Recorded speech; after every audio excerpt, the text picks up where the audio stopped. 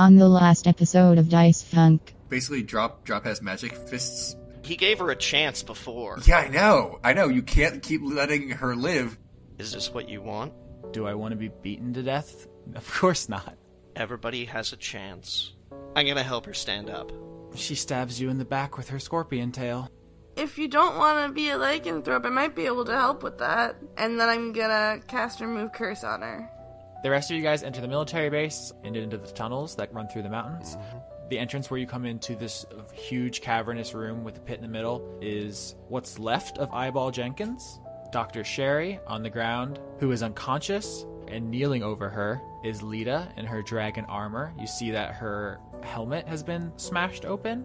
He just went crazy. He was looking into the pit. You have to stop him. So she tries to grab Shay because someone's dangling. And she doesn't really know what's going on or who is her enemy and her friend right now. But she's like, that's weird. Let's stop that. While you're charging across the room, you have to run by Fox to get to her, and he takes a swing at you. All right, you take 10 damage as he slashes you. If Violet's trying to lift Shay up, I'm gonna go ahead and try and distract Fox. And as you walk over and you reach down to help Drop's mentor, Shay Thane, the elf, out of the hell pit. I have to take like a something saving throw, don't I? Violet. Before you hit that button, okay. Let me just state for the record, this is a portal to hell, please. If you enjoy playing Violet the Barbarian Unicorn, do not botch this. Botching is what I do. It's 9, which is still, I fail it, but it's not the worst botch. You reach down to help Shayathane out of the pit, and suddenly you are seized by the unshakable desire to fling yourself into hell. Moo! Warm.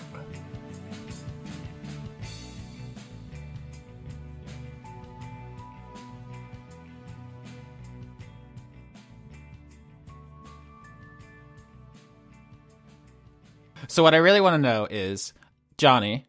Yeah. Is baby mozzarella like the veal of cheese, or is it just they make it in smaller packages? I guess that depends on whether or not you think that cheese has feelings.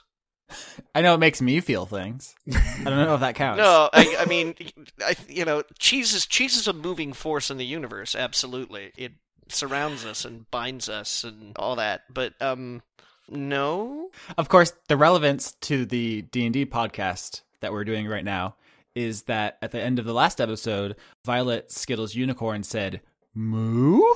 and then stepped into hell. I'm pretty sure I didn't say moo, but... let's run that tape back, Austin, who is editing this later. Put that in there right now with a little jaunty music under it. Or actually, no, not the jaunty music. Go with the horror music, because that's the one you have on your desktop. Violet says, moo. Violet says, moo. Violet says, moo. Violet says, moo. Listening to that replay there, I really agree that they should have run the ball on 3rd and 1 there, but... Football jokes. I googled baby mozzarella and I just learned a lot of really interesting things about mozzarella. Yeah. It's good for eating. Apparently they were once made only from the milk of water buffaloes. Or on things. Yeah, so let's set the scene real quick. You probably heard it in the last time, but for our players who are prone to forgetting things week to week, the way it was, you guys walked into a cave. It appeared that Fox, the goblin, had stared too long into the abyss and it gazed back into him, and therefore he went on a bit of a rampage. He was attacking Shayathane, Drop's elf mentor. When you interceded, she was thrown into the pit. She caught on the edge, and Violet was going over to help her, while Drop and Alias faced down with Fox himself. But while Violet was attempting to retrieve Shayathane, she looked into the pit, heard the corrupting voice of a devil whispering from hell, and she felt compelled to throw herself into the 9 hells. And that's where we pick up, with her lifting her foot to step in. Okay. How much control over what happens now do I have? That's a good question. You feel compelled. You think it's a good idea. Uh-huh. like, you're not a puppet on a string. You're still you. Right. You just are convinced that it's a good idea because you failed your wisdom save. Okay. That's what devils like to do. We've talked before that demons are from the abyss. They like destruction. Devils are from hell. They like corruption and bringing people to their demise through their own folly. And throwing shade. They love to throw shade. Okay. So what's going on right now is there is a very convincing voice in Violet's head that says to jump in, but I'm guessing you're giving me like a mild amount of control instead of just saying Violet jumps in. So with that in mind, I have to assume that that means that there is some part of Violet who think that's going to kill her. The way that Violet is going to escape this, if she does, is definitely, you're on the right track. Yeah. On that, in that, it's not that you have a voice convincing you. It's almost like Inception. You've convinced yourself it's good. You think it's your own idea. It's wily like that. It's not like, hey, jump in. Oh, I think I will. It's whispered, Violet. Right. And then you suddenly thought like, I'm cold. I need to warm up. I'll get in this hole. Like, it's not a rational idea, but it is a convincing one to you. But you do have control over your physical and mental state. You just can't do anything that contradicts that necessarily. That contradicts jumping in. Or the idea that it would be good. Okay. I've looked at your character sheet, and there is, like, I have not killed your character. You can get out of this. I understand. Okay. I understand. You were reaching down to help her. You suddenly were seized by this idea. You've straightened back up, and you've started to take your first step. And action. Okay. I have like an idea of what to do, but I need a moment to consider a better idea. because the idea I have is going to hurt a lot. Oh, but it will effectively make it impossible for her to jump in. She's going to eat her own legs. Hey, there's no pressure. It's just that everyone in the forums and in the comment section is going to second guess this decision for the next 2 months. So no, I understand. Yeah, they like that. Oh, never mind. I'm not going to get into that now. I have an idea that's better. I don't know like the exact like. I don't have the magic book right in front of me, but Violet has an ability to turn on rage on a certain level called mindless rage, which means she cannot be charmed or frightened. I don't know if either of these things count because we didn't go over the specifics of it, but I would have to assume that that's close. I am vigorously chef kissing at the microphone right now. It's mwah, mwah, mwah, molto bene. Yes, this is absolutely what this is designed for. Okay. Well, I guess the problem with being mindlessly raging is that she's gonna. I mean, I would have to assume that she's gonna want to hurt someone too, and not save Sheathane. That's my issue. Mm-hmm. Okay, so Violet turns on mindless rage because she doesn't know what else to do, and flips the switch, and then she just starts screaming. Because that sounds pretty mindless. Please do that. That sounds pretty mindless, and that sounds pretty raging. Can you give me a little taste of that?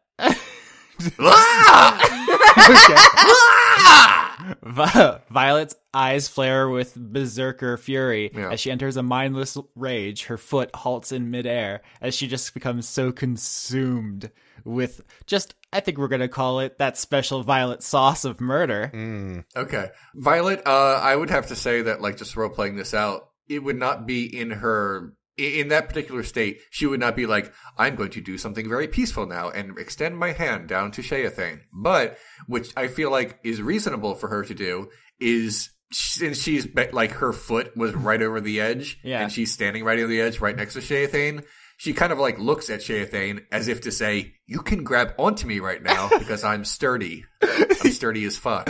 You're, like, doing a ton of face acting. Like, half of your face says, it's murder time, and the other half says, come on, grab on. Piggyback time. Oh, jeez. Right.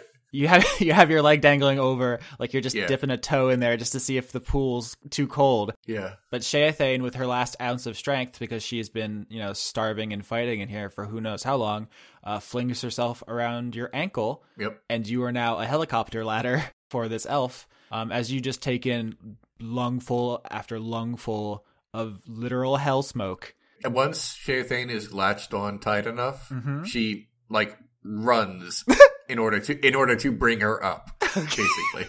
Like I said, she can't do this peacefully. She's nuts right now. Yeah. This is the most rage that there is on her character sheet. I love the squash and stretch animation of this mental image I'm getting of you trying to run with a woman around your ankle. It doesn't end well for either of you, Violet, because you are now 20% smog, and Shaethane because she is battered again and again against the cavern floor, but you are both alive. Okay. And that is what matters for the moment. Yeah. Yeah. How far away is Fox? Fox took a chunk out of you.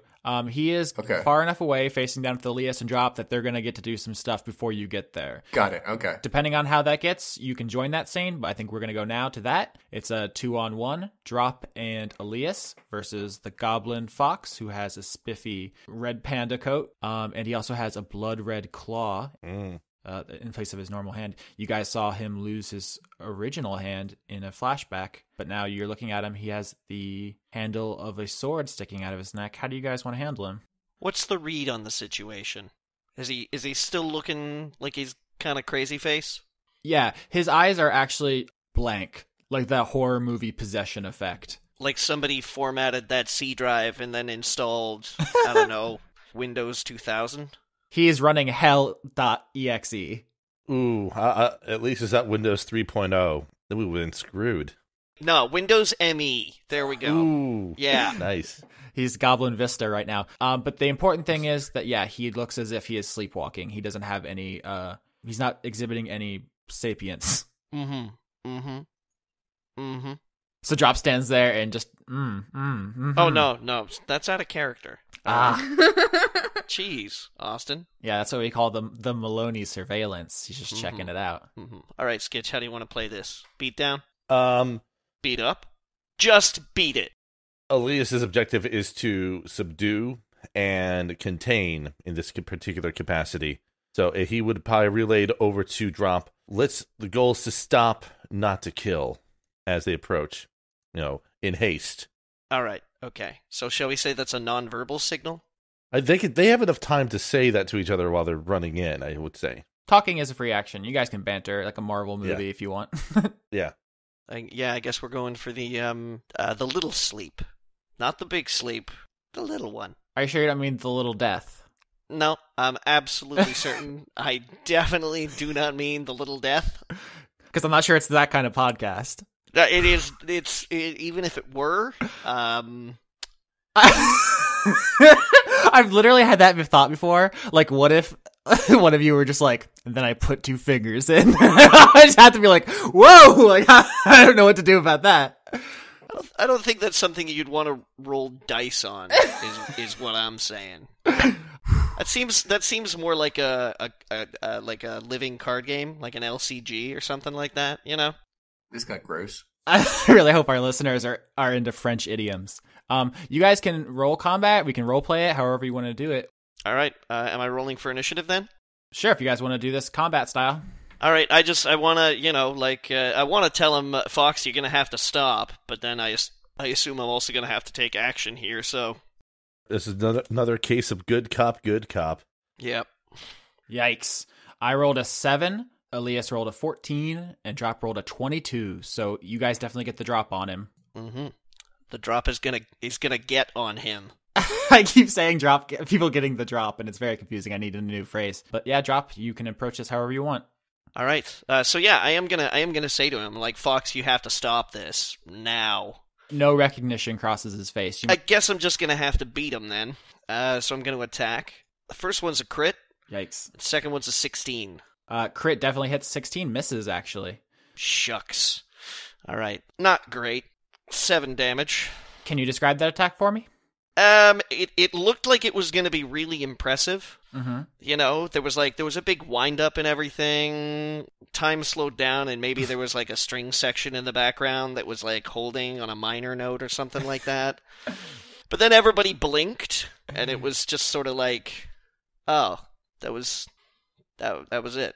I think the question is more of are you using your sword or your fists, but that 30-second explanation was also good. That's fists. Yeah. Okay. I'm punching. There's literally almost no reason for me to use my sword at this point in time. Yeah. Because my hands do the same damage, and they're also magical. Magic. Magical. So I strike him, but then because my hands are magic, I also produce a very long, multicolored handkerchief from somewhere. You fucking dork. You do a 1-2 combo punch on him. One of them misses, which is him catching that hand in his red hand, and the second one is you just bopping him in the face. Right. And it does not look like it bothered him at all. Right. He's not bothered. He's not. You find the reply to your punches unsettling. But does it look like I've messed his garden up? Does his picket fence look like it needs a new coat of paint? You're not enthused with the results. Did I bend the fender a little bit? That's a different... What? Do we need a cleanup in aisle face? No. That's good. That's a good, yeah, it's a very good phrase, but no, honestly, you wish it looked worse. It does not look that bad. His hair's a little messed up? Alias, I think it's your turn. Alias has drawn his rapier, does a light flourish of it to turn on Blade Song, and once he sees that Fox has grabbed Drop's fist, he's going to deftly stab at Fox's arm to try to get him to release Drop's hand, and that will be his attack, and it's a miss with an 8. That's a miss, so Fox pulls Drop away. He's just not interested in you. Fox is now going to attack Drop. He's miffed, isn't he? Do you think? Here we go. First is a 20. That hits. Second is a botch. So it's 2 slashes. The first one, he gets you good. Yeah. The second one, something bad's going to happen, but let's roll damage for that first one. Aw, shucks. You take 18 damage. Hot damn. As he slashes you open in the front, and then you jump back as you would, just getting ripped open. Yeah. And he runs after you, claw raised, in a mindless fury, and actually just trips over some rocks and goes sprawling across the ground like a Looney Tune. And so he is now prone, but you've seen firsthand what his claw can do, and it has owned both Violet and Drop now. Yeah, that was an ouchie. Yep, it's Drop's turn again. It's not my turn? Oh. Nope. I want to kill. It's every round's only 6 seconds. It took you much more than 6 seconds to have your run across the room, and I'm fast, but okay. It can't always be That's about fine. you, Violet. Oh, fine. Sketch. I don't know if attacking is really going to give us that much. I mean, I put a nice beat on him, but if he's not, He probably has tons of HP, you'd think. Well, I plan on casting spell, but I don't know how much health he has, so I'm going to probably wait until I see what you do to him, and then I can use that as a basis to judge. here's my problem. Is that this comes on the tail of another fight that I got into, and now I only have 8 hit points. Yeah, and I didn't actually dock Alias any hit points, but he also was very badly beaten, so it'd be nice if you were role-playing, Right. being kind of weakened, even though I haven't imposed that mathematically on you. I can spend my action this turn and heal myself with wholeness of body, and that'll give me 18. That'll basically cancel out the damage he just did to me. Mm-hmm. But I believe that's the end of my turn. Like, I don't even think I can... I think Flurry of Blows I can only pop if I attack that turn. While they're doing that, Violet, if you want to roll Perception to see the fight, and maybe I can give you some insight. All right. No, it's not good. She sees nothing. I get a 6. You see only smoke and figures running around in it. You're not doing great, actually. I think you're gonna have disadvantage on anything. You have smoker's lung. Fair enough. It's not good for you. Yeah. Also, Shathane is being beaten into unconsciousness. I don't know if you want to let her off, maybe, this wild ride. Yeah, Mr. Toad's wild ride. Violet shakes her off. You hear her yell as you run away. She go, thanks, I think. Violet goes, ah! She can't form words. I've decided that she cannot form words while in mindless rage. Okay. All right, are we back? Yep. Mm-hmm. Okay, so I am gonna Wholeness of Bod, Okay. because Hold that, bod. I like it when my bod is whole. Yeah. So I regain 3 times my monk level, which is 6, so I regain the 18 hit points you just did to me. He slashes you, you jump back, he goes rolling, and then you just stop, close your eyes, fold your hands, and then the wounds on you just slowly start to close up. It's a really good image. Nah, it's got to be like it's a weird hard breathing exercise. It's got to look intense. Nice. Okay. Yeah. Alias will move in, Mm-hmm. attack Fox on the ground with advantage, just because he might as well take his chance. A 22 will hit, I take it. Yep, you stab him with your rapier. 12 damage on the attack. The other thing he was going to do was use his bonus action to disengage and then basically do like a 10-foot step or so back. Kind of like he lunged in, stabbed, and then returned back to his prior spot as if he was fencing. All right, so you do that, and so both of you have kind of retreated from this fight. He has some space to pull himself up. He's now bleeding from a stab wound, but he's not favoring it. He's not holding a hand to it. It's just kind of bleeding freely. I don't think either of you have ever fought like undead before, but he's acting much like that in the sense that he just doesn't seem to be bothered about taking damage. Mm-hmm. And he's going to rush at Alias, who just stabbed him. Mm-hmm. 15 and 22. Alias casts shield as a reaction, making his AC 23, so both miss. Gosh, Alias is very good at stuff, huh? He had his AC was 18, just as a point of notice, and then shield pushes him up to 23.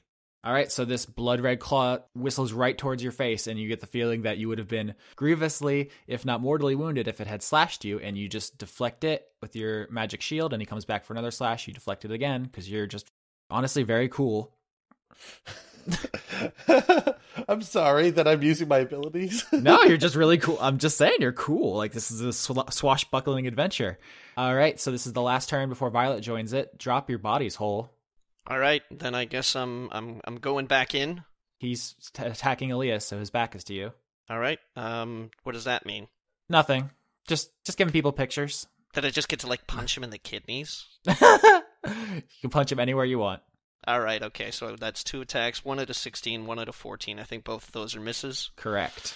I'm going to pop my last key point and attack him 2 more times. 19 and 10, so that's only 1 hit, right? Correct. All right, so that one does 8 damage. All right, you run over and you just punch him in the back, and he doesn't even turn around. Yeah, why not? Alias? Alias is going to risk burning a spell slot for this, but he's going to cast Sleep on Fox as a level 2 spell. Uh-huh. So he's going to see here. Does Fox have less than 22 hit points at the moment? He does not. Okay, so he's not put to sleep. Yeah. That's his main action. The rest of Elias's thing is just sort of to disengage and again step back by about 5 feet or so, just so he's kind of out of immediate reach of Fox. All right, yeah, you extend a hand with the bangle on it, it glows, and you look into his eyes, and he just blinks at you as if it didn't do anything, and then you start backing up. Mm-hmm. I think the last person to hit him was Drop. That's right, right in the kidneys. Here he comes for you. He's going to turn around. 17-24. One of those is a hit. 24 damage. Ooh. Zoinks! By Odin's beard! Are you down? No. Holy cow, 24 damage. By some miracle. By wholeness of body. Yeah. Yeah. The only thing that's keeping Drop alive is how whole his body is. Holy body! He turns around and he just rips you open very badly, at which point Violet arrives. Violet, this little green guy is wrecking your friends. He doesn't look even mildly miffed about his situation. Here, I don't know what his AC is, so you'll have to tell me if I hit it all. Nope. You rolled 6 times and you have 0 hits. You just run in with Yeah. your 2-handed rainbow greatsword and just start swinging for the fences, and he just he doesn't dodge out of the way. He deflects it with his hand. Yeah, if I weren't at disadvantage, I would have hit twice, but I didn't. 17 misses, yep. Yeah, well, anyway, that's it. Violet doesn't do anything and says, "Wah!" And that's it. That's all I got. It is Drop's turn. All right. Nope. I think that's a yep. Yep. Yeah. 10 damage. All right. You run up and punch him. Still doesn't seem like it's bothering him. In fact, I think if you're looking at his face now, it looks like it might have actually gotten better since the last time you punched him. What? I mean, Violet would not think this, but out of character here, maybe we have to do something else to this fool. Yeah, that's why I tried putting him to sleep. Yeah. Let's do that. I'm a one note. Like, I don't have a lot else here going on. Barbarian and Monk are not known for their flexibility. No, not really. No. I punch good, but I punch. Like, I guess here's the question for you, Austin. In the past, we've sort of allowed sleep to sort of stack over subsequent casts. Yeah. Are you going to permit that as well if I do it again here? So there's a thing that happened last episode, and I guess it's happened all season, but last episode specifically, where I try very hard to hint that you guys should make intelligence rolls. So this is me hinting subtly. I guess I'm used more so to GMs requesting intelligence rolls rather than hinting that I should ask to do a roll. Sorry. Now, here's a question. Intelligence or investigation? Is investigation applicable here? Arcana. Arcana? In that case, I rolled a 22. Holy shit on toast. Elias, you've been watching this fight going on. You know that the portal is a portal to hell? Yep. Because Lavinia was told by Alona, and she shared that. And you also know that Sheathane made a deal with Zavala, and that was accomplished by punching a hole through hell where devils come from. You're putting this all together. You're rolling around in your head. You're basically certain Fox is possessed by a devil, and devils are incredibly immune to things. They have all kinds of innate magical abilities. They're resistant to most magic. They're resistant to most weapons. They can self-heal. They are very dangerous, very resistant, and appear to be very in control of Fox. They're bad boys. They're very bad boys. What you're dealing with here is a class 6 specter. So, right. I mean, A spectral possession. yeah, basically, that was one of those things where it was like, this is not just a mere domination of person, which would mean the creature is operating under their own physical form, but with strings attached. This is something is inside of it. You think even if you put him to sleep, like his brain would shut off and his eyes would close, but the body would keep coming for you guys. Right. Okay, that is pertinent information. That's a comforting thought for me to die to. As a pertinent information, but it makes Elias just sort of like his eyes widen a bit. He simply says, "We have to fall back. He's possessed." Literally, drop. Uh-huh. Oh, Violet wants to grab him and throw him into the pit, but that's not a good idea. You can absolutely do that if you want to. If you guys want to end combat and start role-playing. Sheathane is being dragged behind Violet, right? No. I let her go. Yeah.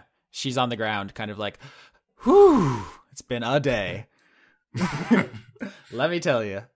And as far as Elias knows, there's no easy way to basically force a devil or demon out of a person that's been possessed. So that is... Yeah, there are some spells, and this was not intentional, but Lavinia's remove curse would probably do it. She's not here, unfortunately. Oops. Right. Can I make a religion check to know how to do an exorcism? What if I crit? It can't... You know what? Try it. It's a 5% chance that I'll crit. Yeah. There's a 5% chance to do things that your character has no training in.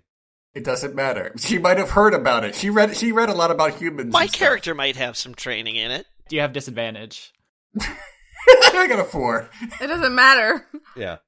At a roll of 4, I would like to think that Violet has seen Exorcist 2, but that's the bad one. Violet's like, you gotta throw salt over your shoulder. It's the only way to stop him.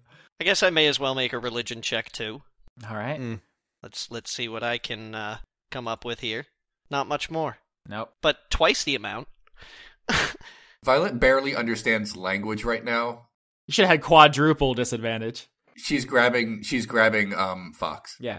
Everyone else, you think, okay, if it's devil possession, maybe if we knew its true name, or maybe if we had certain spells or seals, but by the time you're like gone through all of that, Violet, you ran over, and then I guess strength contest to try to lift this tiny man. Yep. I'm not going to give you a disadvantage, because although you are full of smoke, you are twice his size.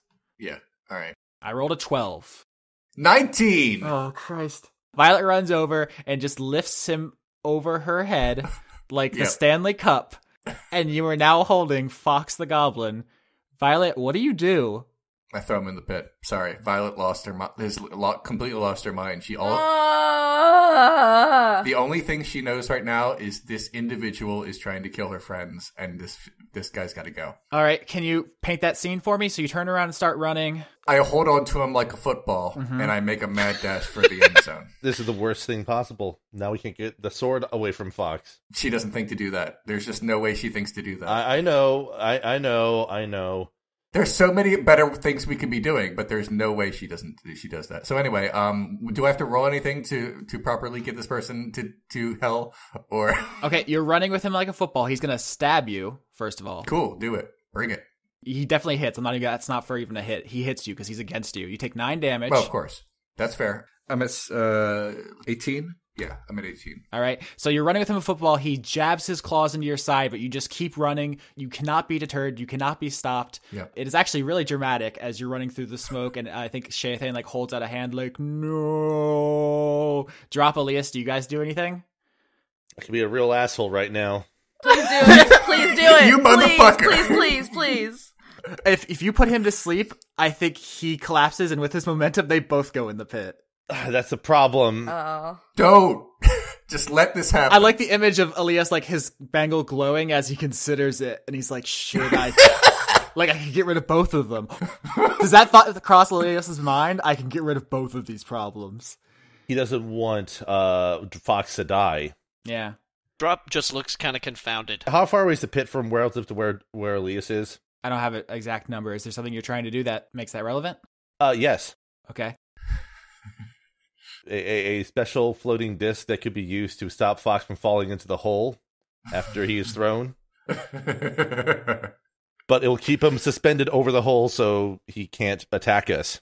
How far can your disc go? 30 feet away from me. So as Violet goes to slam dunk this mother into the pit, are you going to cast Tensor's floating disc under him? You're damn right I am. Oh, that's amazing. All right. Okay. You spike him like a football into Tensor's floating disc, and he gets the wind knocked out of him as he slams into it and is now floating in space. Violet, you're once again getting hella smoke inhalation. She's gonna die for nothing now. Constitution saving throw? I know. Should have let me kill Fox. You would have died anyway then. Maybe I missed this, but wasn't everybody wearing, like, masks? Yeah, but it's just hot, though. It's very hot. We're at the source. I This guess. is like pure, undiluted, Yeah. organic farmed. I rolled 11. Yeah, Violet, your rage ends because you're so tired, and you now have the Okay. status effect exhausted, Okay. Fair enough. which means you just have a disadvantage for a while. You didn't lose any hit points, but Okay. anything you do is going to be very difficult from now on. That's fair. This goblin is starting to pull himself up to a standing position while he's out on this disc. He's not far from the edge because you were trying to throw him. I mean, how far did you try to throw him? I basically wanted to like gorilla press slam him like right in front. Okay, of the yeah. thing. So he's Like, not far out. Only a few feet. I mean, if what I'm trying to say is that he shouldn't be too far. That if he wanted to jump kick me, he might be able to. I think he's going to. Yeah, he's going to try to jump at you with his claw. Okay, but here's what I want to do. I want to. How about this? Okay. Instead of like jumping out of the way, I want to collide with him so that he falls in the pit, even though that won't make me take damage. You want to sumo him, is what you're saying. Yes, that is exactly what I'm trying to say. Basically, the disc can't just keep moving around. So, Actually, it can. well, you have to. You can't just. If you want to cast it again in mid. It can move though, right? Mm-hmm. Yeah, so what's going to happen, we don't even need to roll for this. He tries to jump back, and Violet, you guys sumo in midair. He flies back. Alias moves the disc under him again, and he keeps trying to jump out, and you keep sumoing him back in. And at this point, you guys are going to have to make a choice, because we can do this for a while, but Violet is going to lose consciousness from the smoke before the disc runs out. Alias will call out at this point. What do you want from him? Oh, you're talking to the devil. He's talking to the devil and Fox. And don't say a violin duel. So that's an amazing idea. The problem is, as you guys are well aware, Fox has been stabbed through the throat, and his vocal cords are super severed. So while the devil could talk through him if it was like any other character in the game, this was not something I did to fuck you over for this. It's just not possible for him to answer you. You guys need to figure out something else, because if you don't, Violet is going to jump onto the disc. Also, I think Lauren would like to play tonight, so. Hi, I'm still here. Where is your character exactly? I'm sorry. Being gay. With Jem. No. Okay. All right. I'm gonna run over as Drop. I'm gonna run over to Sheathane and try and get her up and sort of corral her over to where Sherry is. Mm-hmm. Just to keep them together and inform them. I'll be like, Alias seems to think that he's possessed by a devil. I don't know which. Sheathane goes, "Hey, Drop. It's good to see you again, I guess. Also, Christianity doesn't exist in this world, so they're all just devils. There's not like one." I mean, there's a dude. There's always a dude. Asmodeus See? is the guy, yeah. Yeah, exactly. Cool. Nice catching up with you. Yeah. You're looking like shit. I feel pretty rough. I lost your staff. We'll talk about that later. Sorry. I think I'm cross with you, but I haven't decided. Yeah, okay. Okay. Take care, boss. Okay. Shayathane and Lita are trying to attend to Sherry as best they can, but all three of them are absolutely wrecked. Yep. Elias, any other way to... any other ideas? I mean, the only other option for Alias to move closer to the pit to push the disc further away so, he can't simply just jump the distance over. Okay, so Violet bounces him back on, but before he can pick himself up, you scoot it far, far away so he can't make the jump? Yeah. And he's stranded out there. Violet just looks confused. She doesn't really know what's going on, and she's just coming out of her rage, so she doesn't really get it. Coming out of your rage, and you've been doing just fine. Okay. She backs off. Drop whispers under his voice. Yes, stalemate. Elias just sort of says out towards the devil, if you maintain your possession of him, you're either going to be returned back to your plane by me releasing you, or you will face your own demise otherwise. So it seems that would be best for you to just return from whence you came. Persuasion? Yeah, there's a couple of different ways I can play this. This is a being of pure evil. So it's going to be very hard to use your words, but I'm open to it if you want to roll persuasion. But he's also lawful. Yeah, it's true. So if you want to roll those bones. 8. You hear a voice in your head that says, return from whence I came. Okay. And Fox tips backwards on the platform and into the pit. God damn it. As the devil takes him back from whence it came. Drop says, why didn't he just do that in the first place? Because now he thinks that you guys really want him alive and it would hurt you to take him. He's mean. He's a bad boy. I know that. Just like, Drop is not the smartest boy on the team, right? So he's like, he sees Fox jump in the hole and he's like, well, that was a waste of my time. I was thinking of doing like a Father Karras and being like, come into me! And then just as the demon goes into, the devil goes into Violet, she jumps. 30 feet is within range of Mage's Hand. Uh-huh. And I don't require concentration for either spell. There's a floating disc or Mage's Hand. Yeah. So the act of Fox falling back while Mage's Hand holds onto the sword in his neck, so it withdraws as he falls back into the pit. Holy shit, Skitch. You savage motherfucker. Are you taking the sword? Take the sword. If the devil's going to take away Fox, it's not going to take away everything the Fox has with him. That is raw, bro. Holy shit. Yeah, if you want the sword. Couldn't you grab Fox? I can't grab it with Mage's Hand. Mage's Hand can't carry all the way to Fox. I thought he was small enough. Mage's Hand is for grabbing, like, coin purses and stuff. But he's small. And other kinds of purses. And besides, it's something that I can return to Joan as an apology for failing to save Fox, is basically Elias's justification. Oh, man, that's brutal, but also kind of beautiful. Yeah. You rip the sword out with Mage's Hand as he falls, and there's like a wet gurgling sound and a spray of blood as his body twists and falls. But right before it passes out of view and into the smoke below, you hear that voice in your head again, Elias. And it's like two voices competing. Mm-hmm. And one's like laughing, and it's like, ha ha ha ha. And then you hear a much quieter one like under it, and it says, thank you. Oh. At this point, Elias uses Mage's Hand to draw the sword back to him so he can get a better look at it to see what Joan's weapon was. There actually is like a rather sad look on his face. He's both sad, but he's also seems content that this was the only way to save Fox in a way that didn't hurt anyone else, including Violet.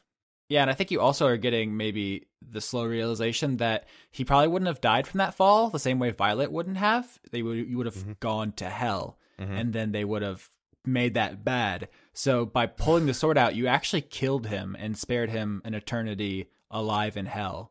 Right. It was a mercy kill in this case. And then his soul went to wherever he worshipped. You guys actually haven't really explored goblin religion that much. It's probably not pleasant, to be honest, but better than hell. All right. Violet can speak again, so she says, we won!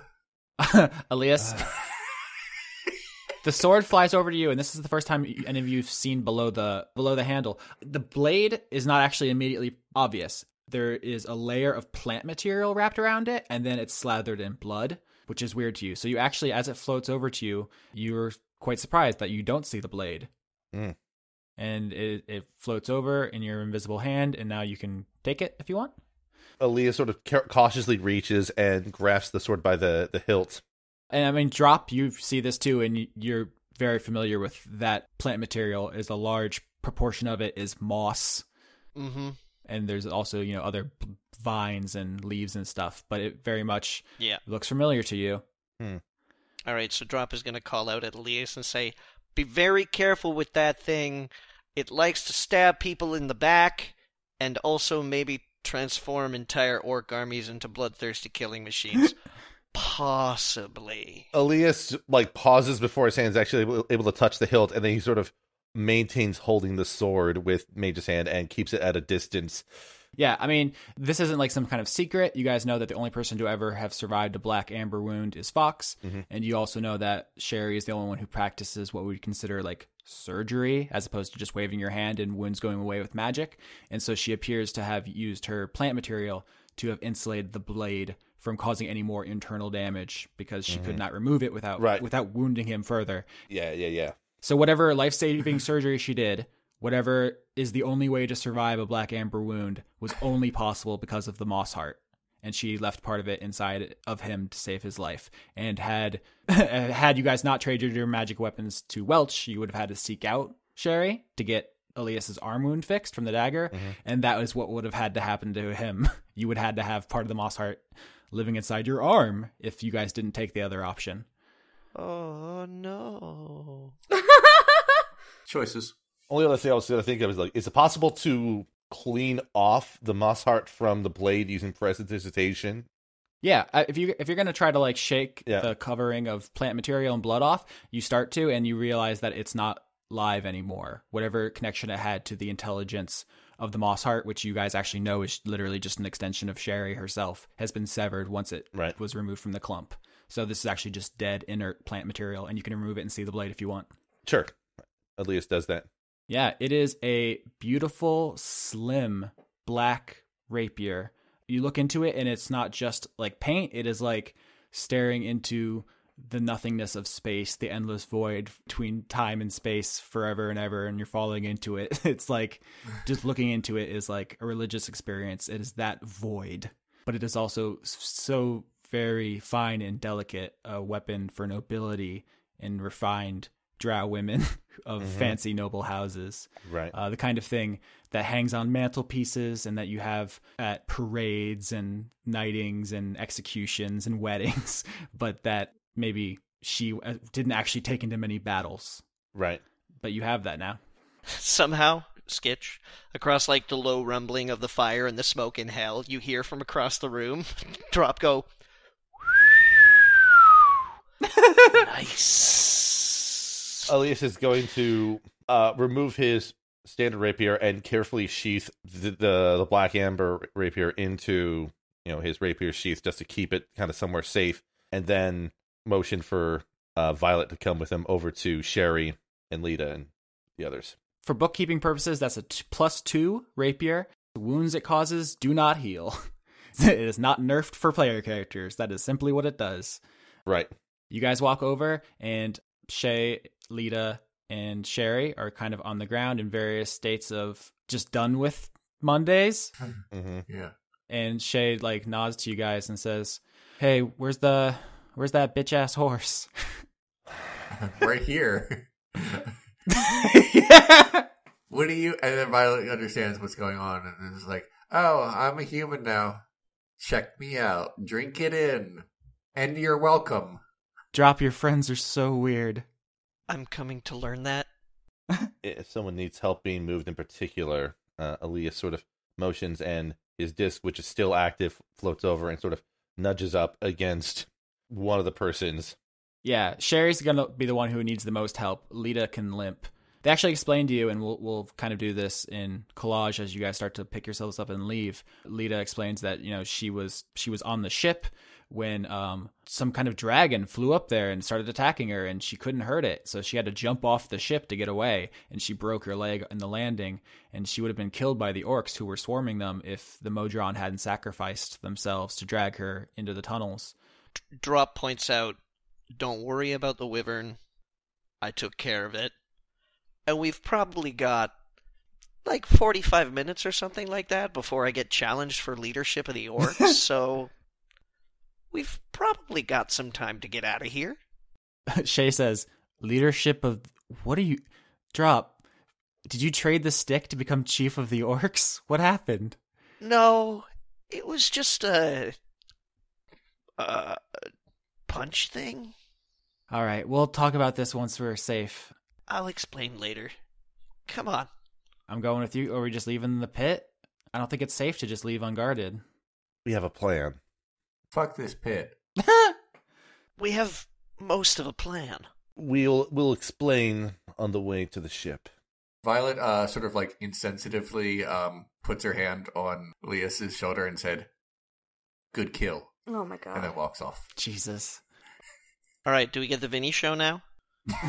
So as the rest of you guys start making your way back through the tunnels and out of the military base, Lavinia and Jem are in a medical tent, and they're going to have a scene.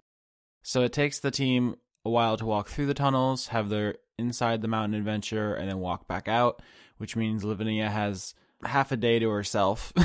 So everyone else shut up while Lauren talks for a while. Hi, Lauren. Hi, hold on. The cat just jumped on the table.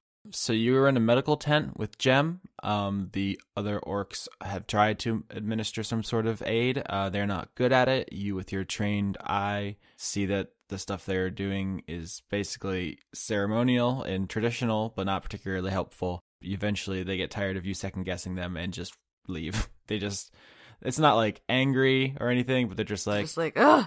Yeah, fine, you do it. I'm just going to go catch my soaps. And then I do it. So you're there. Is there anything you want to do or say? Because right now the only conscious things in this tent are you and Job, who is in your hair, being a bird. I'm gonna use Cure Wounds on Jem. Mm-hmm. Twice. So you sit there and your hands are all glowy and you're making this woman less pummeled. Drop basically... Pummeled the heck out of her. It was a pummel-palooza. Which does not sound like a good time. It's not the best time. It's like... bottom 10 times you could have, probably. Bottom 10 paloozas. What's the best palooza? Wow. Are we talking about real paloozas or hypothetical paloozas? It's Puppy Palooza. I'm sorry. Puppy Palooza. Oh, yeah. Yeah, I was right. waiting for you to get there, but then I got impatient. It's Puppy Palooza. I didn't even think about that. Now you are thinking about it. You right. So you heal Jem, and you guys have quite a bit of time to spend. There's like a montage of like soft lighting and changing bandages and petting the bird. Smooth saxophone music. It's some Kenny G shit. Yeah, that. Up in this bitch. I don't actually know any other like soft musicians. It was Kenny G or nothing, I'm gonna be honest. Is Kenny G the recorder guy? Who's the recorder guy? This is the part where we embarrass ourselves, huh? Kenny G is like the most awarded successful musician of all time. Yeah. But no one knows like what he does. He's a saxophone man. Okay, who am I thinking of? Is it Yanni? Oh my god, that's another one. You thought of another guy. I'm reading his Wikipedia page now. It says he is a keyboardist. I mean, like, I don't think all he did was recorder, but I feel like it was something. List of recorder players. Famous recorder players, yeah. None of these are real people. That one guy has like 4 recorders. Yeah, Aldo Abreu is very excited about all his recorders. Oh, shit. I'm really into it. We probably should play D&D. So at a certain point, Jem stirs and she mumbles something in her sleep, and she appears to be no longer in any danger. Hey, you sleeping? Dad? Oh, fuck. No, it's Vinny. Oh, So, I'm petting her hair. Hey. She slowly wakes up and sees you, and a number of emotions cross her face. Surprise, happiness, embarrassment, shame, wanting to crawl inside yourself and disappear forever. Same. 24/7, same. Yeah. But she seems to be waiting for you to say something. Hey, how you doing? My face hurts. I'm working on it. He punched me a lot. Yeah, I know, but that was kind of what you guys were supposed to do, wasn't it? I mean, I think it's dumb, but wasn't that the whole point? I mean, it was supposed to be a fight to the death, but he just didn't really seem like he wanted to do it that way. Well, yeah, 'cause why? Why you got a death? It's our culture. I know. Yeah, I guess I know, but Drop wasn't gonna kill you. He didn't want to. I got that impression. I can't believe you saw me got beat up. This is the worst. Well, Drop is very strong, and I guess his hands are magic now, so... I mean, that doesn't seem fair. Although, I guess I flew. That doesn't seem fair. Listen. Also, you stabbed him you literally stabbed him in the back. Oh god, I messed this up so bad. It's okay. Is it? I'm not mad at you. How? What do you mean? I don't understand any of you guys. You're so weird. Yeah, that's fair. We are wackos. I don't know. I just didn't think any of that would happen that way. I was either gonna win and everyone's gonna be proud of me and we'd have revenge and everything would be good, or I would lose and then die and not have to worry about it anymore. And then I could just go be with my family. I think the true revenge is us getting away without having killed you and stopping the thing that's causing all the flooding, which really caused all the bad stuff to happen. And then you living afterwards, after it's got its face punched. I don't really know what any of that other stuff is. The flooding? I mean, the flooding didn't kill my family. Oh, you weren't with us. Let me tell you a story. I tell her all the stuff we know. Okay, so the camera floats away and like watches Job Peck at seeds. Yeah, some seeds on the ground, some like really tastefully placed acorns or something, and then the camera pans back and you guys are finishing that conversation, and she says, "That sounds like a highly improbable series of events and hijinks." Yeah, that is pretty weird, but apparently it's what happened. There's a portal to literal hell on your mountain. I guess. I mean, none of us have ever been that far. Don't. Okay. I don't think it's good. It doesn't sound good. No. But the point is we're going to try and get all these portals closed, and then there'll be no more smoke. And it's not going to bring everyone back, but everything will suck less. That's a silver lining, I guess. I still don't know that there's anything left for me here. I mean, we can't change orc custom overnight. I'm basically persona non grata here now. I've dishonored myself. I don't really have any friends. They were only supporting me because I was invincible, and now I'm not. Well, why don't you go back with Isaac and Judy? I feel like they cared about you whether or not they thought you were invincible. Oh, God. I really wanged that one too, huh? Yeah. Hindsight is 20/20, eh? It's not like you knew you were weighing in everything. I mean, I was so angry at them for so long, but they didn't. I mean, they're shitty rich kids, but they're not evil. I don't know. Yeah, they didn't bite you and make you a wyvern. They did take me on that trip and leave me to get mauled. Did they leave you, or did they just get split up? We were hunting, and then a giant dragon came, or I guess it's a wyvern, and it attacked us, and they ran, and it bit me a lot. Jeez, that's a bummer. You've seen the results.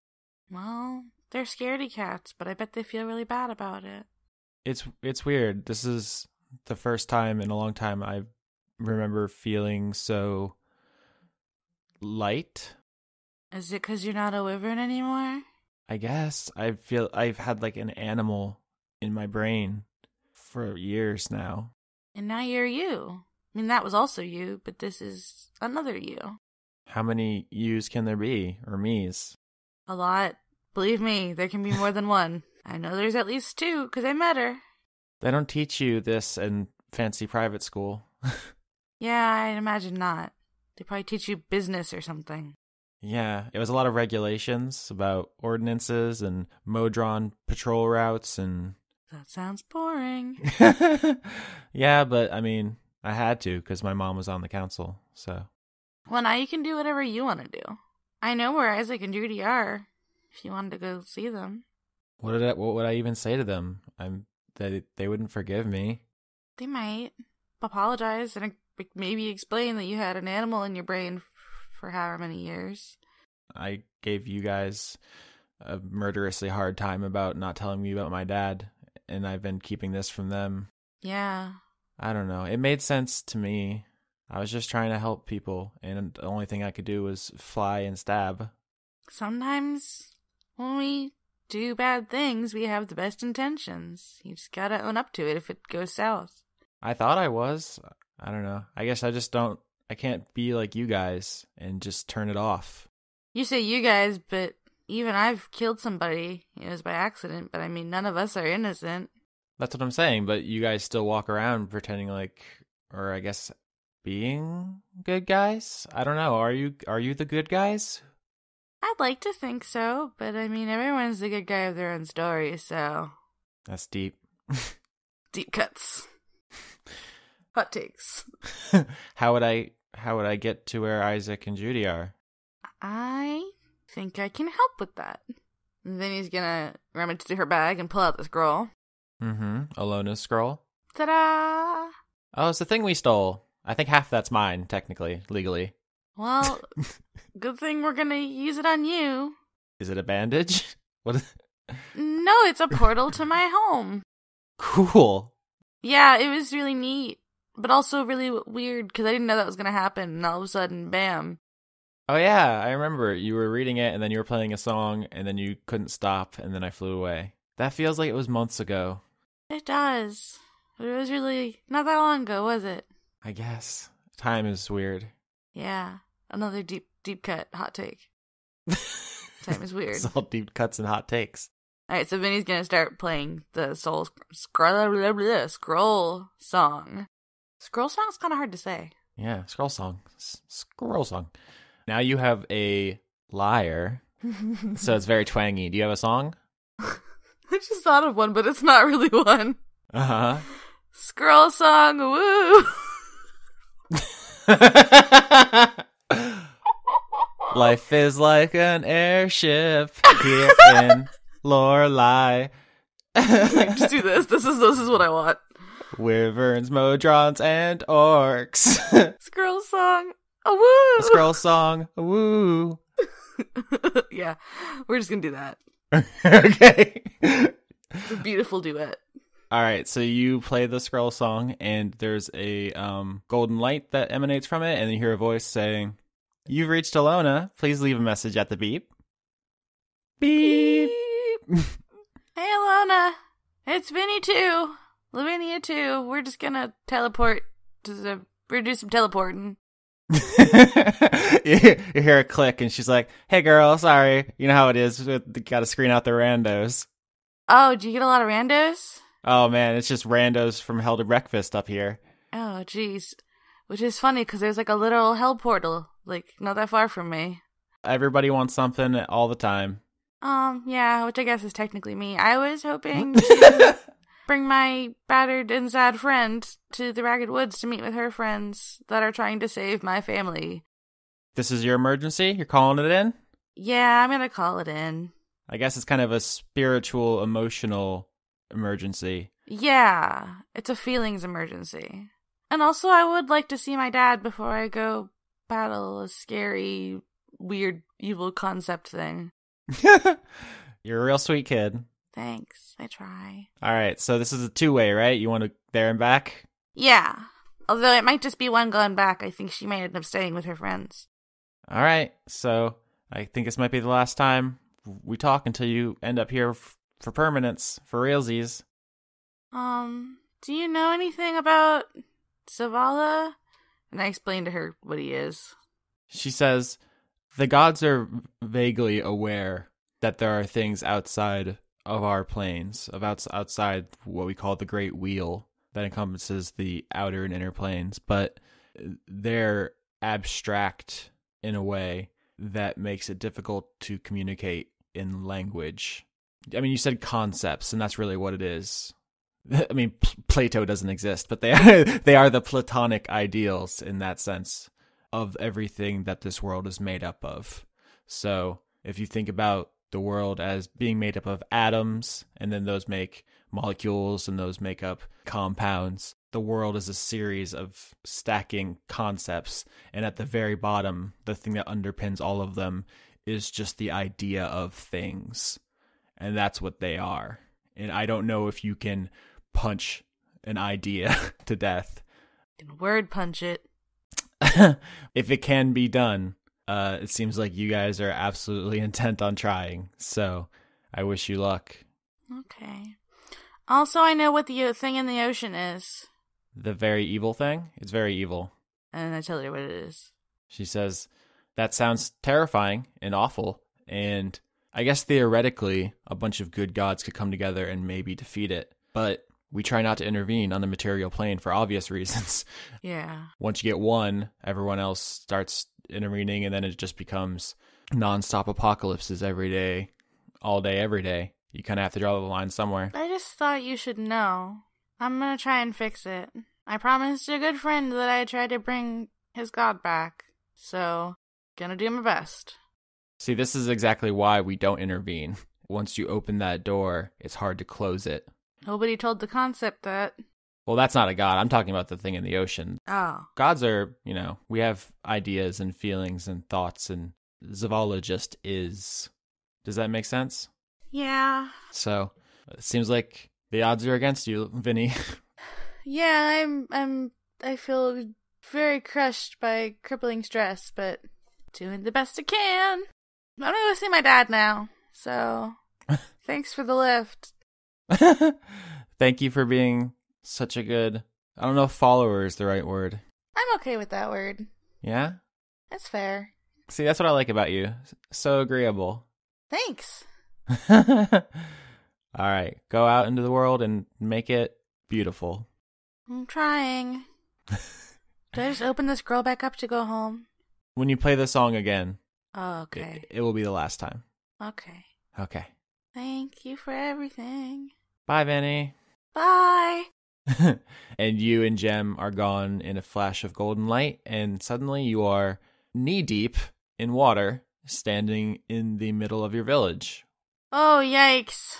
Behind you, you see the spiral of Lorelei, and that there has been a trench dug all around it to keep the water away, and there's like barricades on the other side of the trench, so when the trench inevitably floods over, it'll be able to hold the water back for a little bit more.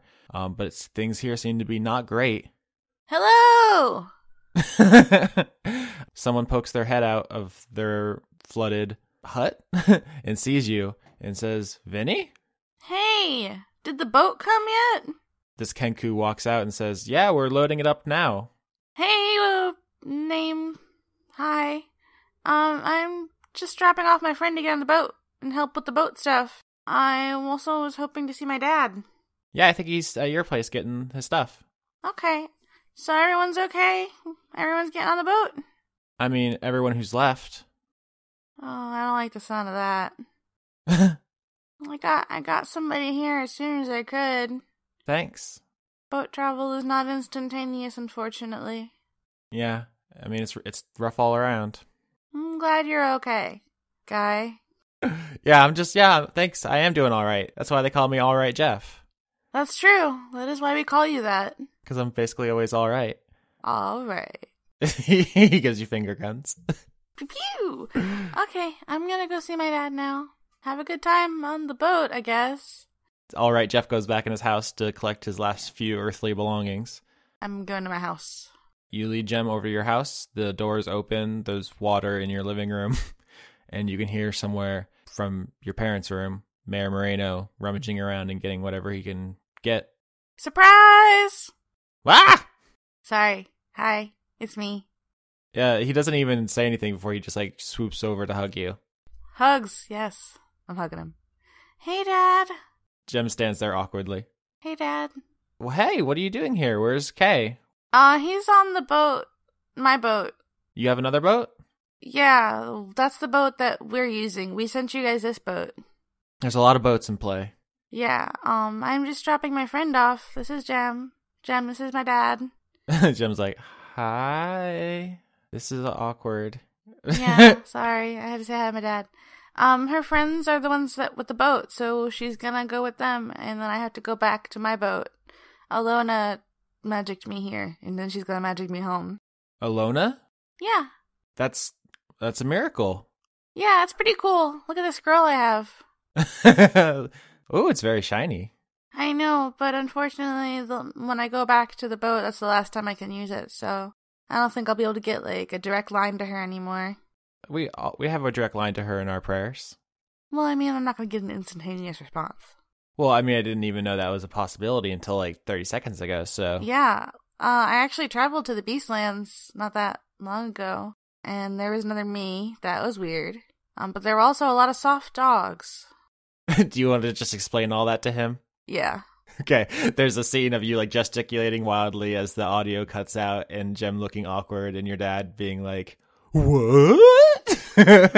As you validate his entire life's work and religion. And then when you finish, he's just, like, exhausted. He hasn't done or said anything, but he's just, like, full body exhausted by all of this. And he's just, like, misting up a little bit. And he's just like, my little Vinny, meeting with gods, saving the world. So strong, so brave, Dad. so fierce. Oh, Dad. Come on. I'm so proud of you. Oh, thank you. Is there anything else? I know you packed up before you went on your first adventure that didn't go so well, but if you want anything, you might want to grab it because the village is about done. Yeah, I think I know what I left here. Okay, I'm not sure what's up with your tone. Okay, so we can go to her room. Mm-hmm. Jem, wait here. I have things to get from my room. Okay, I guess I'll make awkward small talk with your dad. Hi. Yes, do that. Bye. Okay, so I got my room. Uh-huh. It's flooded. Yeah, I open like a cabinet or some shit. Okay, you have a cabinet. Yeah, I have like a something in my room. Whatever. Desk, drawers, Wardrobe. wardrobe. You open it and Mr. Tumnus is in there just like straight chilling. That's not true. Well, in the main compartment, there's just a bunch of regular herbs, and I grabbed those because healing herbs are always great. Yeah, you're urban up. Yeah. Urban outfitters. And then I grab some other herbs from my secret compartment. Secret herbs. Okay, secret herbs and spices. 50 herbs and spices. 30 flavors, 29 flavors. Dr. Pepper or KFC? Dr. Pepper. They both have flavors. Everything has flavors. I don't even know what we're talking about anymore. All right, so you get the last of your herbs from your house. Yes. And you guys are ready to go? I think so.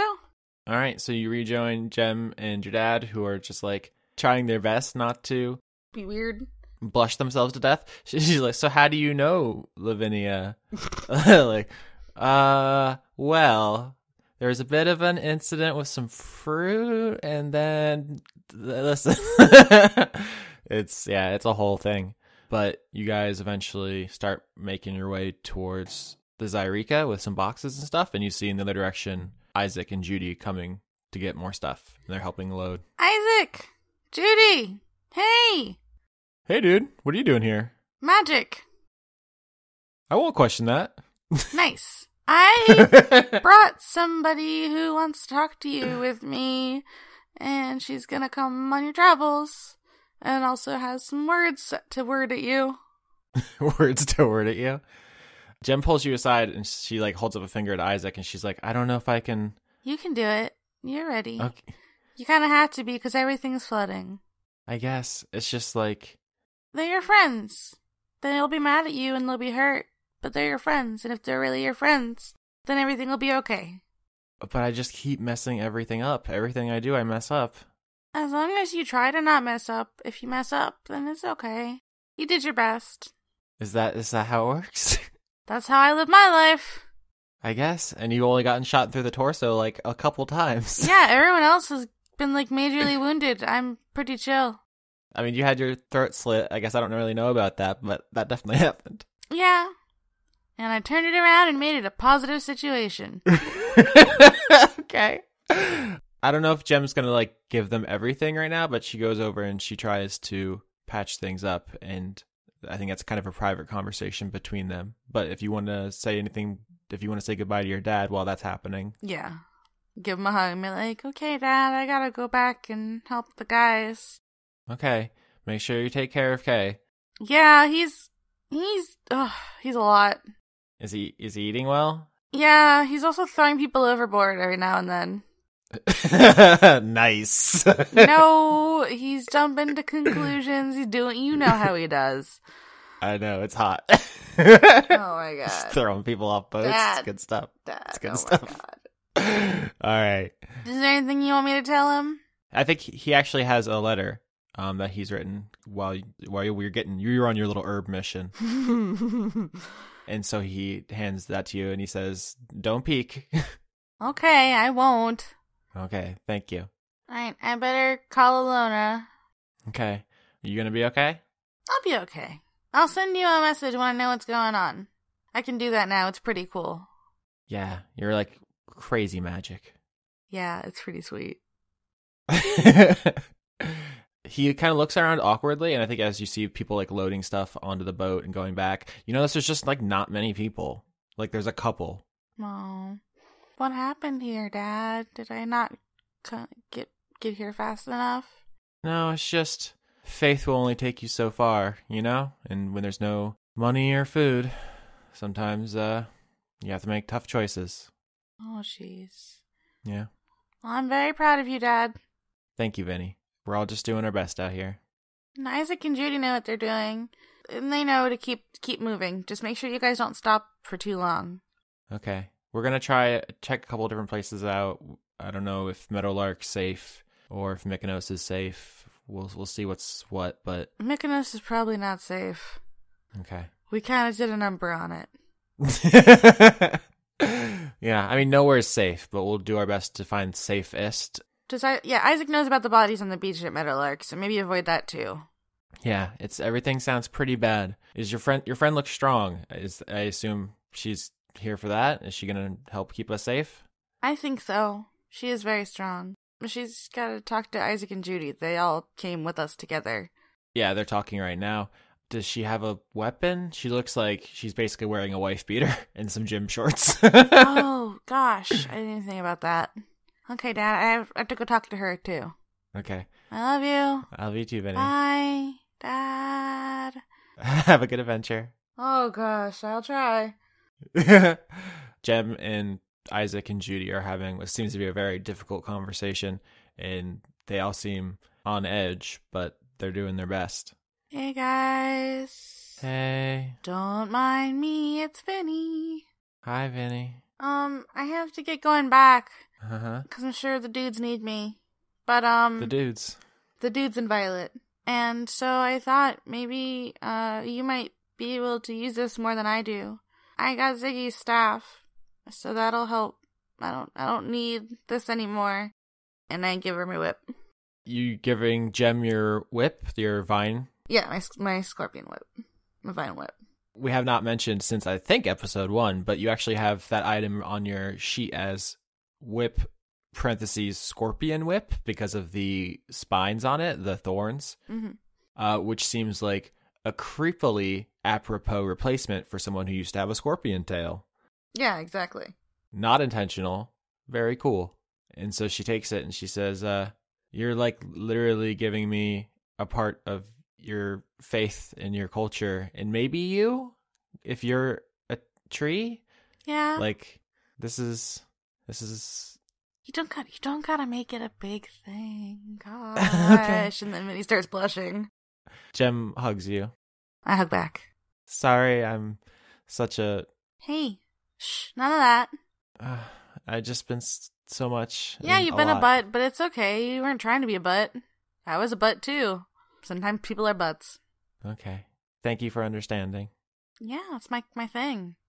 I'm the charisma character. All right. I'm gonna do my best to keep my friends and your family alive. Thank you. Just make sure you guys don't stop moving. Don't get eaten by the monster. And don't bleed. Nobody bleed. Okay, well, hurry up and save the world. Like, let's all pull our weight on this one, huh? Yeah, okay. Oh, gosh. Still haven't figured out how we're gonna do that, but woof. Oof. No pressure. All right. So with that, the villagers who are left, Isaac, Judy, and Jem, and your dad wave goodbye to you in a little crowd in front of the Zyrika, which is basically now almost in the middle of a forest because of how much of the shoreline is gone. It's quite an image of you waving to them in your flooded village. Bye, guys. Bye. Scroll song. Woo! Scroll song. Woo! You play the scroll song, and in a flash of light, you are back in the medical tent. But this time, the scroll, which you are holding in your hand, explodes in a harmless shower of light and is gone. That was really neat. And you're back. Mm-hmm. And eventually, I think some orcs stop by to check on Jem, and she is gone. And you probably have a awkward conversation about that, huh? Like, yeah, she left, but she's not on the island anymore. She's on another. It was magic. She's gone. They don't seem too broken up about it. They think it's weird, but... Do you guys want some better medicine? I have some herbs I can share. I mean... So you're going to spend the time waiting for them to come down the tunnels, showing the orcs how to do functional medicine? Yes. All right. So you do that as the rest of the crew eventually finds their way back to the orc military base through the tunnels. Once Alias and the gang get close enough as they exit the tunnels behind the military base, Alias once again has control of Job, who lives in your hair. Yes. And he can signal you that they're ready to go. Job sort of like pokes at Vinny's head, then hops off and flies around in little circles before flying towards the nearest door, perching along the frame of it and looking at Vinny sort of expectantly. Oh, I think that's me. I think I gotta go now. So the orc doctors wave to you non-enthusiastically, like they're like, bye, I guess. They're not like psyched about your presence in general, but they say bye to you. Bye. And you get that kind of reception all across the camp as you make your way back over to the airship Zavala, which you see your friends emerging from behind. And I guess it's time to leave. The orcs don't like any of you, but they're not going to hurt you. They're just basically like, all right, time to go. It's like you guys are being released from prison, and like the guards are like, I guess it's your time to go. I'm not happy about it, criminal scum, but I'm gonna take a moment to address like maybe one of the more amicable orcs and be like, listen, there's a literal hellhole in there. You guys don't want to go in there and look at it, or bad things are gonna happen.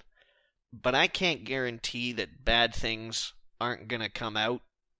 So, you might want to keep an eye on it. They say, thanks for the heads up, Chief. Do they say Chief sarcastically? Or literally? No, it's like president. Like, even after you're serving president, people still call you president, So then I'm like, stay safe, stay gold, finger guns. Stay gold, pony boy. Yeah, so I guess this is kind of a big thing to leave behind, just a little portal to hell. But if your guys' plan works, it may not be an issue anymore. So I think you leave it behind feeling not great, but hoping for the best. All the cash is on the table, guys. The chips are in. The money's down. I feel pretty good. All right. You guys clamber back up onto the airship Zavala. It's like a whole ordeal. One of you is very badly injured. Some of us are really short. Yeah, Vinny, you see Sherry is unconscious. Oh, no. Okay, I'm gonna cure wounds her. Oh, thanks. She's literally passed out! I just got here. Joff has been eviscerated. I have enough for both of you. Calm yourselves. There's enough Vinny for everybody. Finger guns. I have 2 hit points. Well, how many hit dice do you have? I think you have all your hit dice available. Yeah, I mean, true. All right, so you guys get onto the boat, and I think Lita starts showing Violet how it works, because she's never driven an airship before. No, she did. She did in the first episode, or the second episode. You maneuvered it. You don't know how to turn it on. You don't know how to get it up in the air. In fact, you actually rolled for the knowledge about it, and all I gave you is you know how to turn it off. Okay. I remember that distinctly because I thought it would have been really cool if you had jumped onto the Zavala, turned their ship off, and then jumped back onto the Glitter Gold. I was like, damn, that would have been fucking baller. But you did not, and here we are. But she basically explains that the Garl iron that is on the outside, what it does is it can change its mass when magic is run through it. So it can basically can become lighter than air, which is what allows airships to be possible. And so the systems are hooked up to that, and so you have to push certain buttons to run magic through it, which makes it lighter than air, and then you turn on the engine, which gives it forward thrust, and the sails amplify that, and so it flies. And the way to get down is to reverse the current so that the magic makes the ship heavier and it comes down. If it didn't have both of those properties, it would be impossible to get up or down, which is why the Garl iron is so miraculous. And she shows you how all that works, and you guys are ready to take off. Alias will break the vial to signal to Joan that we're going back. Nice. Good thinking. Drop, you've been here before, so I think you can help show people around. Yep. The only difference I can think of is that the airship Zavala is a little more sturdy than the Violet one, because you guys specifically stole the faster ship. So that one's a little leaner, a little bit faster, less heavily armed and armored. So this one's a little bit of an upgrade there, but nothing meaningful you guys need to worry about. So you take off, and you are airborne in the airship Zavala, with Lita at the helm. She's kind of showing Violet how to do it.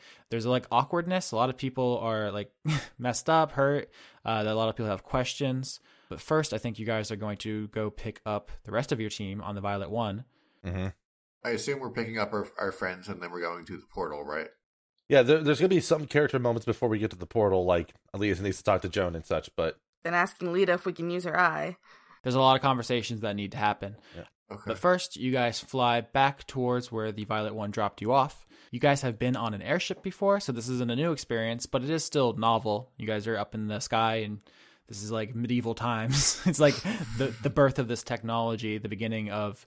Aviation? No. When Welch used like machine magic, what's that word for that? The Industrial Revolution? Artificers. Artificing, yeah. Yeah, you guys saw like the birth of artificing. You've seen the birth of like, I guess, yes, aviation or like steampunk kind of stuff. Right. Like the world is changing fast and it's kind of scary. Okay. A lot of things are happening all at once, and there's like a lot of like mixed emotions as you guys fly back towards where the Violet one is. And I just wanted to just like take a moment to appreciate that this is all very strange for someone like, especially like Violet, who used to have 4 legs and walk around in the forest all day, and now you're in the sky and you have 2 legs and everyone's covered in blood and everything's changing for Violet like on a daily basis. So she's at this point, I mean, she's not used to it. If everything is always changing, the latest new change is not amazing. That's what I'm trying to say. All right, so everyone perception checks to find the Violet one on the horizon as you guys fly. All right. Natural 20 from Alias. Okay, well, never mind. Yeah, everyone else can stop. Alias, you're very excited to reunite with your mother and with Joan to show them your cool new sword. You're just all hyped up. You're like climbed up on the mast to look out. You're being a very good proactive boy. And with your critical hit, you see everything that you need to see, which is actually surprisingly more than you might think. 1, you see the Violet one. Mm-hmm. It is coming towards where it dropped you guys off. It is sailing. It's fast. It's good. You see a shadow in the water, a long serpentine shadow, chasing it and beginning to curl around it. And you also see a lot of frantic activity on the deck of the Violet one. More people than you left there. Right. Kuatoa, right? Oh, yes. Yeah. You guys remember there was a lot of talk of blood in the water, of blood on the side of the ship, on the deck of the ship. Yeah. Violet, by taking a header into the ocean, definitely led the Kuatoa to the ship, and they've been chasing it ever since. You say that this ship is armed. Does that mean more than harpoons, or does that mean what? Harpoons. This is not a good idea. Okay. No. I'm just asking if we had cannons, okay? I just wanted to know if I could shoot a cannon. That would make the problem worse. Yes, but I really want to. But that's what you guys see. Below you, the Violet one is engaged in some naval warfare as it tries to get to where it thinks you guys are. With that critical hit, I'm just going to tell you, you guys see Kuatoa are clambering up all around it, trying to get on. But there's a couple of factors that are making it difficult for them. One is that Tusk is absolutely relentless in punting those guys back over the edge. And the other is that Sildiel has the last black amber throwing knife. from the Cascades arc. Remember, one went into the ocean and one disappeared, and I think you can intuit that Welch recovered it and broke it down into its components like she did with the staff and the loot in order to add it to her magical staff. Mm-hmm. I have it written on my outline as Violet's Horn. I think I need a better name for Welch's item because it's like the most important thing in the campaign right now, but I've called it a spear and I've called it a staff. The staff of MacGuffin. I'll call it Alona's Bane is what I'll call it.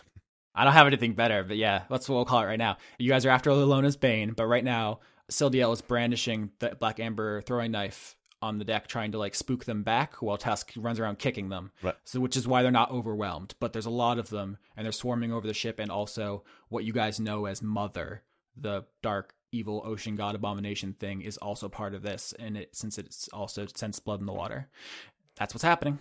Can't we shoot Mother with cannons? Oh my god. I don't think so.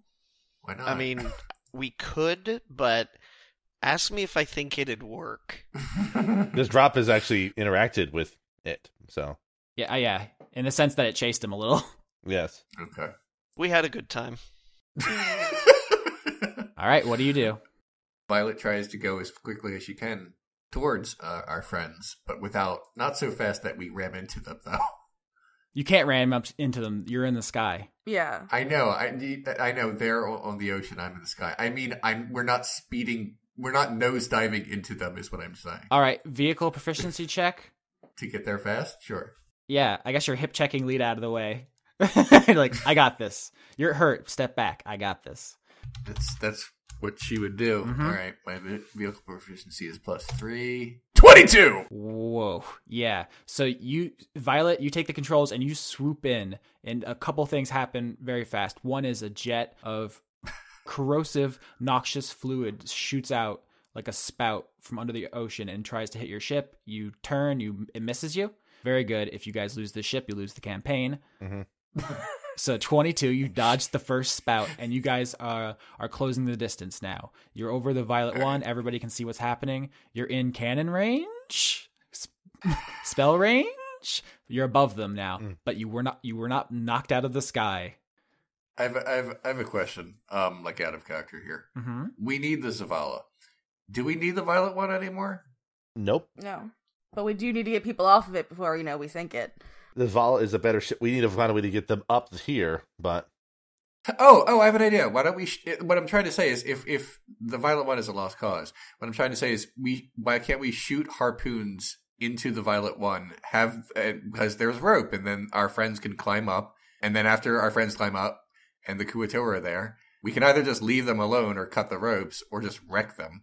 But either way, the harpoons can very quickly create ropes that are sturdy for them to climb up. Yeah. If you want to do that, you say you do that. Violet says to do that. Oh my god. Let me think here. So the people that we need to pick up from the ship, Professor Chance. Okay, that's a bunch of people. Yeah. Okay, the people who are still on the ship are Joan, Sildiel, Hunter, Tusk, and Professor Chance. What about my dad? And Sheriff K.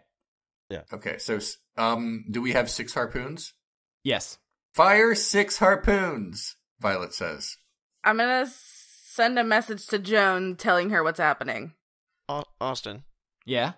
Do we have rope ladders? No. If you'll recall, the Zavala had to save Drop from the Ocean by daisy chaining Modron together. Right. Which would not have been required if they had a regular old ladder. Yeah. Yes, that's right.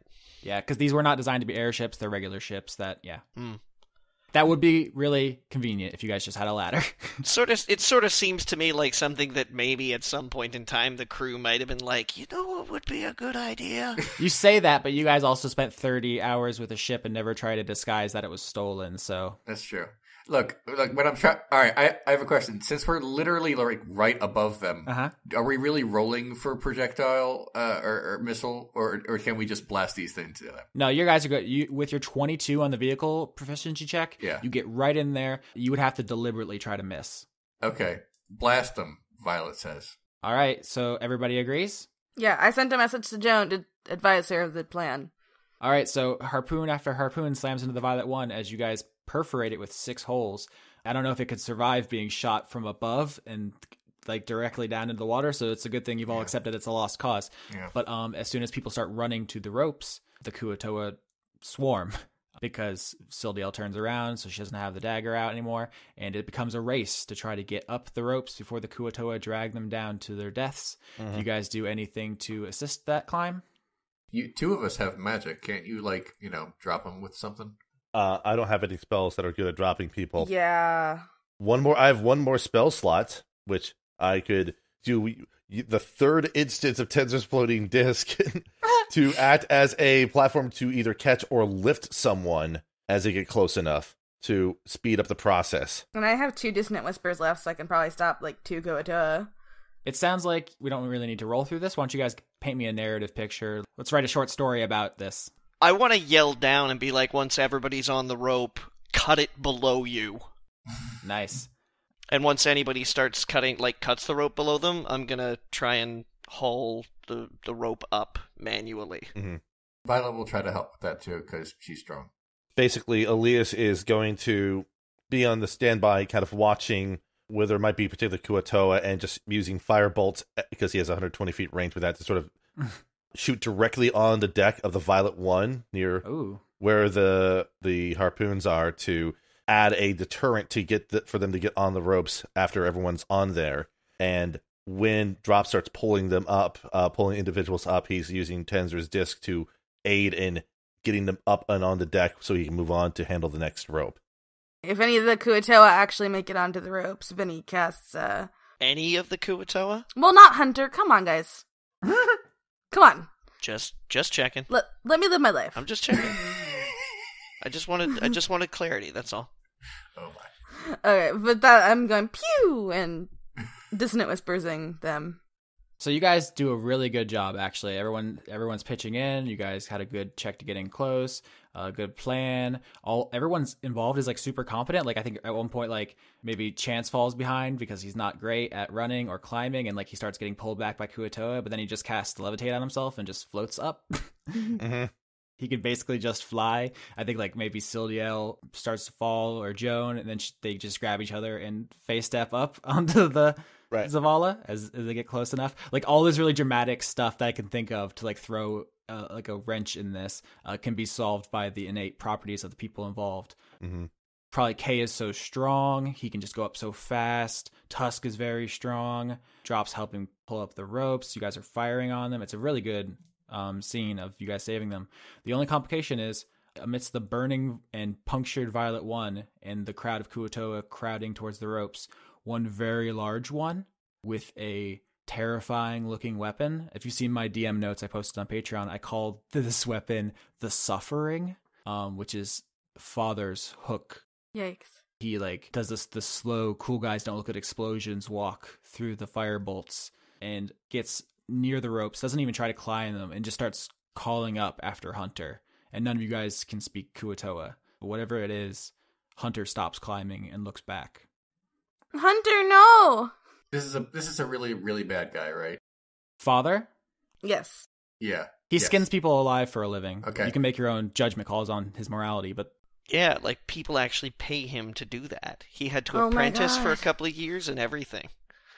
Quick question. All our guys no longer on the deck of the Violet One? Are they they're all in the air climbing? Hunter's still climbing. All right, he's still climbing. But what I'm trying to say is he's not on the Violet One. Correct. I cannon Father. Okay, so you have to reload one of them? That's fine. All right, so give me a dexterity check to reload it fast enough to shoot him before he convinces Hunter to come back. I was just gonna talk to him. No, this is more fun. Hunter, remember all the times we had... Violet blasts him. So yeah, give me that monologue as he's reloading the cannon. Hunter, wait, no. 20. Oh my god. 20! Hunter, wait. No, don't listen to him. He's got a really pointy thing, and I feel like if you go back there, he'll use it on you. And we're best friends, remember? We're gonna fix it together, and we're gonna fix Mother. Come back up here with me. He looks up at you, and you see he still is holding the leaf you gave him in his hand as he climbs. I just rolled a 23 on persuasion. And he clutches it for strength in making this important decision as the cannon goes off. And a giant harpoon slams into Father, and it actually hits him because it's coming from above and basically blasts him through the deck Jesus Christ.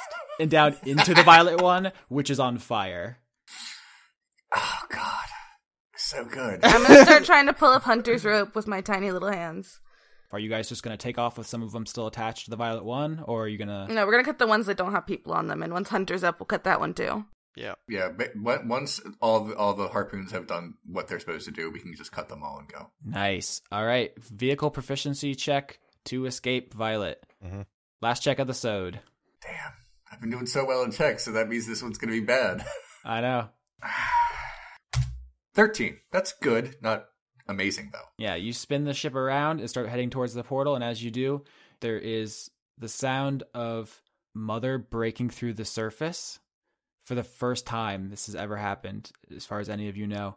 Oh, that's gonna be unsightly. Yeah, you've never seen it up close except for through the visions of the Kuo-toa Lavinia.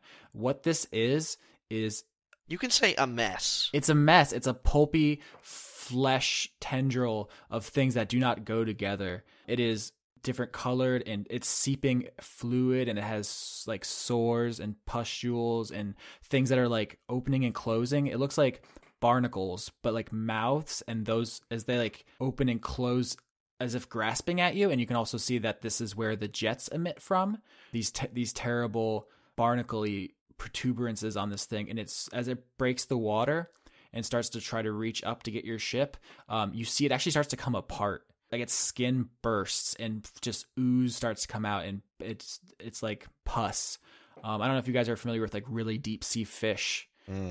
Intimately. The ones that look like H.R. Geiger shit, right? But they're so pressurized that if they come too far up, they literally explode. Yikes. Because they're not meant to be up. And that's kind of this thing. You've seen, even when it could have grabbed things out of the air, it has never broken the surface because it does not belong out of the water. Right. And as it tries to, something fundamental of the universe does not allow it to happen. And it starts to unravel and putrefy, and almost it rots before your eyes at an alarming, accelerating rate. And as it unfurls to try to just smash your ship, it collapses under its own terrible, disgusting weight. Just the most disgusting, toxic, sludgy sausage as it just smashes back into the ocean and disappears. And also the Violet One comes apart at the seams and collapses into the ocean. And the Kuo-toa are scattered below you as you guys escape. Cool. Drop looks wistfully at the sinking wreckage and whispers to himself, I'm gonna miss those pickles. So I thought you were going to say, that'll do, ship. That'll do. So you guys make your way towards the Feywild, and for Violet, Alias, and Sildio at least, it could be said that you guys set your sails, fly, the wind it will take you, Oh my god. home sweet home. You're gross. I set my sail, fly, the wind it will take me back to my home, sweet home. Lie on my back, clouds are making way for me. I'm coming home, sweet home. I see your star, you left it burning for me. Mother, I'm here.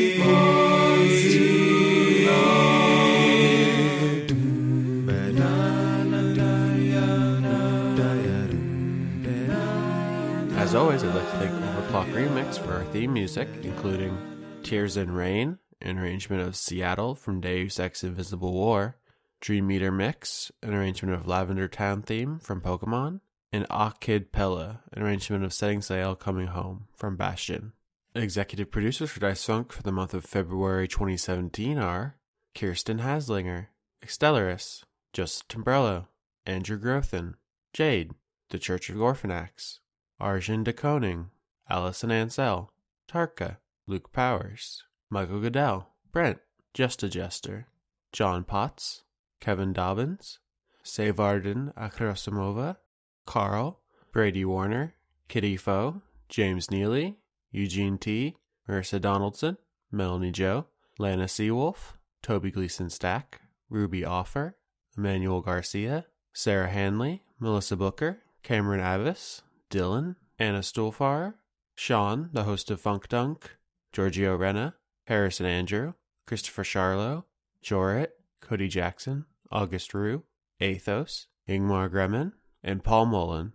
If you want to help support the show, you can join this list at patreon.com/AustinYorsky, or you could help support Leon at patreon.com/RenegadeCut. If you want to help indirectly, you can always find us on iTunes, Podbean, Google Play, or YouTube, and like, subscribe, or leave a comment. We just want to thank everybody out there for all your support as we near the end game of Season 2. So remember to begin preparing your questions for the postmortem, which we will record the week after the finale. You'll be able to send those questions to me at twitter.com/AustinYorsky, or you can post them in the fan forums at thefunkyshack.boards.net. Just be warned that place is very horny and not safe for work.